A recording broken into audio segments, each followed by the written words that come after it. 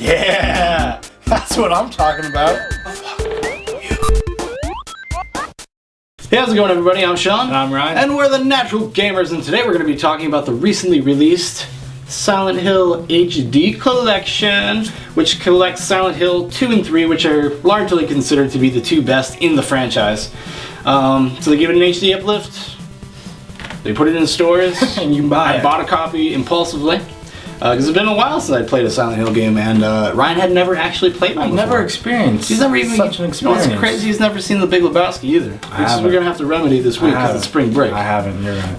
But he had never played Silent Hill. He didn't really know much about it. I had no idea. Yeah. No you went in totally blind. Yeah. Like we did a playthrough of Silent Hill 2 last night. Yeah. And Ryan had no familiarity with this. I mean, you've played things like you've played Resident Evil 5 and stuff. Oh yeah, but that's so different than what this game gives totally. you. It's like wow. No, but you've played like a survival horror. Yeah, I've played a survival horror. But this is actually, I think Silent Hill, the first one, the second one, and the third one, especially the second one, is probably one of the best examples of survival horror like ever made.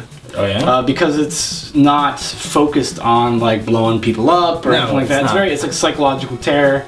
It's about not being able to see anything, because of the fog and the distortion of the darkness the and stuff camera like that. and how the camera's used. And the locked cameras, which it's something like I understand the necessity for. Yes, but it was create tension and make it so you can't see what's coming. But man, Ryan can tell you, I was kind of like a little frustrating. It was frustrating. I was like, why could I just because I kept running past like a door or something that I needed to go in because I can't see it coming. But anyways, I got over it pretty quick. You got over it. You get used to it. It's a game that I guess I couldn't play because I am not accustomed to those games. Yeah. I don't think I would. I think you could. I think it would just take you time to get used to it. Like I have to play with the D-pad. I can't even use the joystick because it's tank controls. I couldn't even I don't know if I could handle that. That's not my generation. Of horror. Well, I mean, it's just you were very young. I mean, I don't know. It's very. I'm very if I was to play this game and if it was by myself. You don't think you get very far? I would not enjoy myself. Yeah. And if I didn't have a computer or a strategy guide, I probably wouldn't make it into the next part of the story. Well, see, that's another thing. Playing an older game like this, from it's almost 10 years old. Silent Hill 2. Is it? Yeah. It's you forgot that games did not coddle you or hold your hand or tell you where to go, and you really had to pay attention to your surroundings. Like Silent Hill especially, there's lots of notes, there's things written on walls, and you definitely should check every fucking thing. And you gotta check out everything, because if you don't and you miss something, you're gonna spend a lot of time lost in Silent Hill, running around places trying to because it doesn't direct you to say, hey, you missed this. Yeah, there's no hints really. You need to go back and find where this is. Yeah. You just have to kind of almost learn the language of the game type. Of the game type. The game type, how to interact with that world, how to because it's these older games, they didn't fucking hold your hand like that. There's if you have to pick something up, it's not glittering. It might be a little brighter. It might be a little brighter. It sticks out a little bit. A little bit, but not totally though. I mean, it's very easy to miss things like bullets and stuff like that. They don't they stick out just enough. They're not but they don't not the way they do now. They don't catch your attention. Don't catch your eye a glowing wall or a glowing piece of... like Uncharted or even later Resident Evils where it's glowing doors. Walk through this. They don't do that kind of stuff.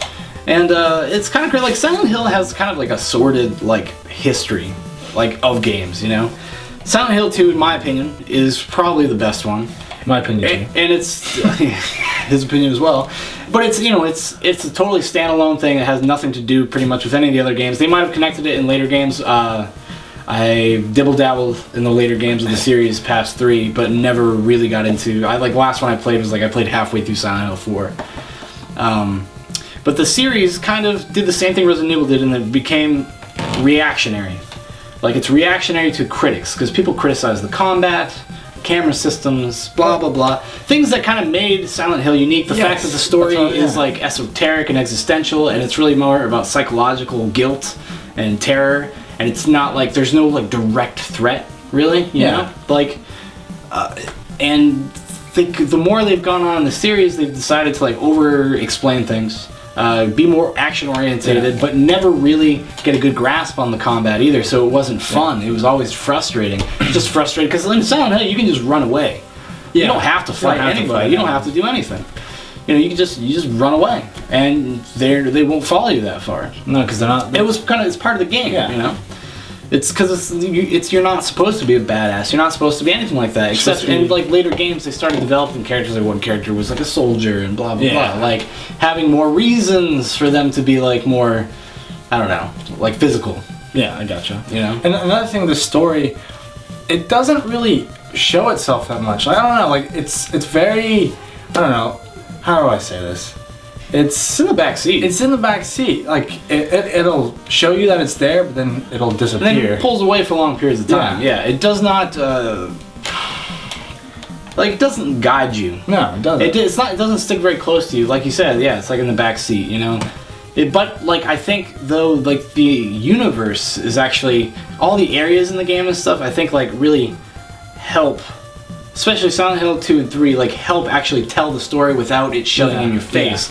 And that is where it comes into like you like stumble across like a journal or a newspaper clipping or something creepy written in blood on the wall that's probably pertains to something somewhere, and then it'll make a connection later. Yeah, and it'll create questions. Yeah, exactly. And like it does that kind of stuff very well. But like, and I don't mind that. Like it was kind of like. It doesn't want to beat you over the head with things. It doesn't want to over-explain things. It wants you to kind of just like fill in the gaps yourself. Explain a little bit yourself. And you'll get it. Which actually, because James Sunderland from like Silent Hill 2 he's a character who has a history and a past and stuff like that. You don't know but it's void enough that you can actually put yourself into his shoes like quite a bit. So they actually did a really good balancing act with that. Like I thought. And it's got like, you know, and these games are also like Silent Hill series is kind of famous for like the multiple endings, and they kind of started doing those kind of things, and where you get like bad ending, a mediocre ending, a good ending, and then like a crazy goofy ending, like they call it the UFO endings. Which go look them up on YouTube, they're kind of funny. But yeah, so having like being new to like that series, would you recommend that people like check it out?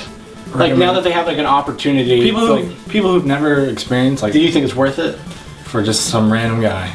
Just for a person who's never played them before, say somebody your age, is it worth?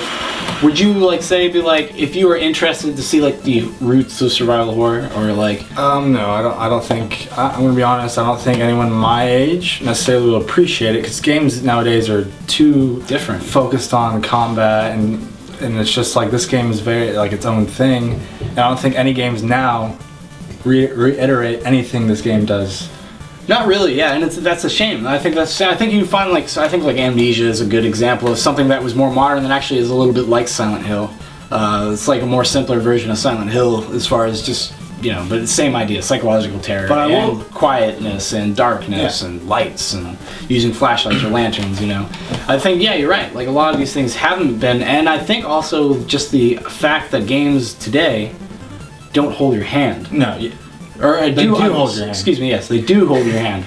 And back then, like we were playing last night, like it's very easy to get lost. Like in the Twilight Zone. Yeah. But I will say, although I would say for somebody your age, like if you're a gamer, and you have like an interest, because these are actually they're good games. It's a challenge too. It's not challenging. And it makes you think. And it's actually fun. Like we had fun last night, like sitting together playing it, and like kind of just like figuring out things and talking about it as we're playing it. Like it is a very enjoyable time. Like you and your buddy, you get someone who has interest in this kind of game, get a game facts or some strategy guide. There's no shame in like checking a game facts every once in a while for Silent Hill 2 and or 3. It is just more enjoyable to share the experience with someone else. I agree.